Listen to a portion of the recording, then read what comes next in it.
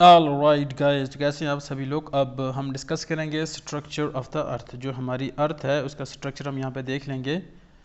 अर्थ का internal structure कैसा है, किस तरह के लेयर्स हैं, किस तरह का मटेरियल है, विद टेम्परेचर, प्रेशर, सब कुछ यहाँ पे डिस्कस करेंगे।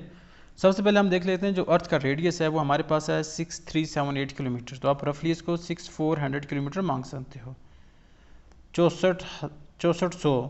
6400 किलोमीटर जो हमारा अर्थ का रेडियस है। अर्थ जी जिस तरह ही है, सेंट्रल पॉइंट से लेकर एक पॉइंट, इसको बोलेंगे हम रेडियस है। तो ये अर्थ का रेडियस इतना है, ठीक है। अब अर्थ के अंदर क्या है इसका हमें किस तरह पता चलेगा। जो अर्थ का जो अर्थ का कोर है वहाँ तो हम डायरेक्ट नहीं पहुँच सकते, बल्कि हमारे पास कुछ ऐसी टेक्निक्स होती हैं जिससे हमें उसके इंटरनल कंडीशन का पता चलता है। Direct exploration to the centre is impossible, but हमारे पास क्या होता है, हमारे पास नॉलेज आती है, हम एस्टिमेट्स करते हैं, इन्फ्रेंसेस करते हैं, या डायरेक्ट ऑब्जर्वेशन जो मटेरियल अंदर से आता है उससे हम पता कराते हैं मटेरियल एनालिसिस करके कि अर्थ के अंदर क्या क्या सीन है। हमारे पास पहले देख लेते हैं जो सोर्सेज हैं। हमारे पास दो तरह के, एक होता है डायरेक्ट सोर्सेज, एक होता है इनडायरेक्ट सोर्सेज। तो डायरेक्ट सोर्सेज में क्या आते हैं, एक नज़र लगा देते हैं इसको। सबसे पहले हमारे पास आ जाते हैं सरफेस रॉक्स एंड माइनिंग। हमारे पास जो सरफेस रॉक्स हैं, जब उसकी माइनिंग करते हैं तो वहाँ से भी हमारे पास कुछ नॉलेज आ जाती है जो अर्थ की इंटरनल हिस्ट्री है, उसकी स्टोरी बताती है कि अर्थ के अंदर क्या क्या है आखिर। अगर हम देखें तो साउथ अफ्रीका के अंदर एक गोल्ड माइन है जिसकी depth near about 3 to 4 kilometre है। तो वहाँ पे भी हमें पता चल जाता है कि जब हम नीचे जाते हैं विद डिक्रीज तो अर्थ की कंडीशन किस तरह चेंज हो जाती है, कहाँ पे टेम्परेचर कितना राइज हो जाता है। तो ये हमारे पास एक डायरेक्ट सोर्स है। दूसरा अगर हम देखें तो डीप ड्रिलिंग प्रोजेक्ट, जो बड़े बड़े डीप ड्रिलिंग होती थी, ऑयल एक्सप्लोरेशन होता था, एंड उसको हम किस तरह करते थे। तो यहाँ पे अगर आप देखेंगे तो आर्कटिक ओशन के अंदर हमने एक बोर बनाया था जिसे कहते हैं कोला बोर होल। तो वो अप्रॉक्सीमेटली 12 किलोमीटर का गहरा बना दिया था और उससे भी काफ़ी इन्फॉर्मेशन हमें मिली अर्थ के इंटरनल स्ट्रक्चर के बारे में। उसके बाद आपको पता है जब वोल्केनिक करप्शन होती है, जब मैग्मा अर्थ के अंदर से आता है, मेंटल से जब मैग्मा आता है बाहर, मेंटल से जब मैग्मा बाहर आता है तो भी हमें अर्थ की इंटरनल कंडीशन पता चल जाती है। वहाँ का टेम्परेचर, वहाँ पे किस तरह के रॉक्स बनते हैं, उनकी डेंसिटी कैसी होती है, वहाँ पे प्रेशर किस तरह का होता है। तो अर्थ वोल्केनिक करप्शन से भी हमें बहुत कुछ मिलता है। ये पॉइंट भी इंपॉर्टेंट है, याद रखना। अच्छा ओके, अब हम देखते हैं इनडायरेक्ट सोर्सेज। सॉरी, पहले देख लेते हैं इनडायरेक्ट सोर्सेज में temperature, pressure, density increase with depth. Temperature, pressure, density increase होती है डेप्थ के साथ। Rate of change help estimate conditions at various depth. तो हमें पता चल जाए जितना नीचे जाते हैं वहाँ पे कितनी चेंज आ जाती है। सबसे पहले हम देखें तो इनडायरेक्ट सोर्सेज हमारे पास क्या होते हैं, मीटरॉइड्स। जब मीटरॉइड टकराते हैं ज़मीन के अंदर जाते हैं, या मीटरॉइड्स जो आता है ऊपर स्पेस से, अगर एक मीटरॉइड्स आ गया, सपोज हमारी ये अर्थ है एंड यहाँ पे एक मीटरॉइड आके अर्थ से टकराए, तो इसका जो मटेरियल होगा हम देखेंगे भाई ये किसका बना हुआ है। क्योंकि ये जिस चीज़ का बना है हमारी अर्थ भी उसी चीज़ की बनी होगी, क्योंकि हमारा जो अर्थ है वो क्या है, टेरेस्ट्रियल प्लानट है, और ये जो मीटरॉइड है ये मोस्टली टेरेस्ट्रियल होते हैं नेचर। तो हमें पता चल जाएगा एक सरसरी तौर पे कि हाँ भाई ये चीज़ें होती हैं।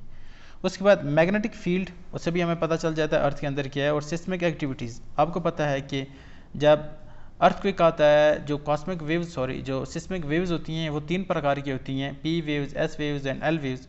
तो अब कोई वेव्स होती हैं जो लिक्विड क्रॉस करती हैं, कुछ होती हैं जो सॉलिड क्रॉस करती हैं, कुछ होती हैं जो लिक्विड क्रॉस नहीं कर पाती। तो वह एक प्रोजेक्शन बनाती हैं जो हमें पता चल जाता है, एक क्या कहते हैं यार उसको, एक डार्क जोन बनाती हैं या नो वेव जोन कहते हैं।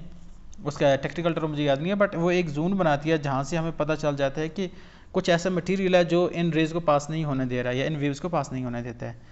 ऊपर से ग्रेविटेशन के भी हमें बहुत पता चल जाता है। ग्रेविटेशन हमें बताता है कि किस तरह डिफरेंस अंदर आता है, और ग्रेविटी एनॉमली से भी पता चल जाता है। उसके बाद अगर हम देखें तो अर्थ का जो बनावट है, हमने एक सेक्शन या सेगमेंट लिया हुआ है यहाँ पे, ठीक है ना। जनरली हमें पता है कि क्रस्ट मेंटल कोर में अर्थ को डिवाइड किया गया है। क्रस्ट में भी देखो तो हमारे पास दो, एक होता है ओशनिक क्रस्ट, एक होता है कंटिनेंटल क्रस्ट।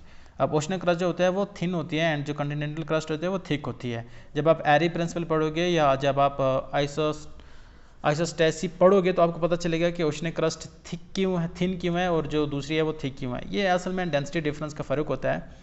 जो ओशनिक क्रस्ट होता है उसकी डेंसिटी बड़ी हाई होती है, एंड जो कंटिनेंटल क्रस्ट होता है उसकी डेंसिटी थोड़ा कम होती है। एंड सियाल एंड सीमा, जब आपने ये कंसेप्ट पढ़ेंगे तो आपको अच्छी तरह से याद होगा। ओशनिक क्रस्ट रफली हम देखें तो 8 किलोमीटर होती है एंड कंटिनेंटल क्रस्ट 32 किलोमीटर होती है। उसके बाद अगर हम देखें तो अपर मोस्ट लेयर जो होते हैं उसको हम लिथोस्फीयर कहते हैं। The upper most layer of the earth crust that include various lithospheric slabs, जिसको हम प्लेट्स कहते हैं, तो उसको हम लिथोस्फेयर ही कहेंगे। इसके नीचे अगर हम देखें तो मेंटल आती है, बट एक और लेयर आती है यहाँ पे एस्थेनोस्फेयर। याद रखना जो मेंटल का अपर पोर्शन है ना, उसको जो सेमी सॉलिड पार्ट होता है, थोड़ा सा सेमी सॉलिड होता है, क्योंकि वहाँ से जो प्लेट्स होते हैं उसको फ्रिक्शन मिलती हैं, तो उसको हम कहते हैं एस्थेनोस्फीयर, ठीक है। अब देख सकते हैं यहाँ पे टेम्परेचर फिगर को अच्छी तरह से एक बार देख लो, एंड यहाँ पे टेम्परेचर वेरीज होता है। उसके बाद हमारे पास क्रस्ट होती है, सॉरी कोर होती है, आउटर इंटर कोर में डिवाइडेड है। बट सबसे मोस्ट इंपॉर्टेंट जो क्वेश्चन में पूछे जाते हैं डिसकंटिन्यूटीज़, डिसकंटिन्यूटीज़ के बारे में पूछा जाता है। याद रखना CM राहुल गांधी लॉन्ग लियो, ठीक है। CM राहुल गांधी याद रखना, CM राहुल गांधी लॉन्ग लियो। तो इस तरह से आप याद रखोगे। सबसे पहले आ जाती है हमारे पास कॉन्ड्रोड डिसकंटिन्यूटी आ जाती है, ये अपर क्रस्ट और लोअर क्रस्ट के बीच में आ जाती है, अपर और लोअर क्रस्ट, ठीक है। मोहोर डिसकंटिन्यूटी, मोहोरोविक डिसकंटिन्यूटी की बात करें तो ये क्रस्ट और मेंटल के बीच में आ जाती है, याद रखना बहुत इंपॉर्टेंट है। रैप्टिड डिसकंटिन्यूटी देखें तो ये अपर और लोअर मेंटल, याद रखना मेंटल अपर और मेंटल लोअर के बीच में जो डिसकंटिन्यूटी उसको कहते हैं रैप्टिड डिसकंटिन्यूटी। आगे हम देखें तो एक होता है गटनबर्ग डिसकंटिन्यूटी, ये होता है लोअर मेंटल और अपर कोर के बारे में। लोअर मेंटल अपर कोर के बीच में जो एक डिसकंटिन्यूटी क्रिएट होती है, एक बनती है, that is known as Gutenberg discontinuity. And the last we have Lehman discontinuity. So we have ore core. Core is further divided into two parts, the upper core and the lower core. And the upper core is mostly the solid, the lower core is mostly the liquid part. Vice versa, you can understand like this. ऊपर भी हो सकता है, नीचे भी हो सकता है, but there is a transition and this is differentiated by element discontinuity.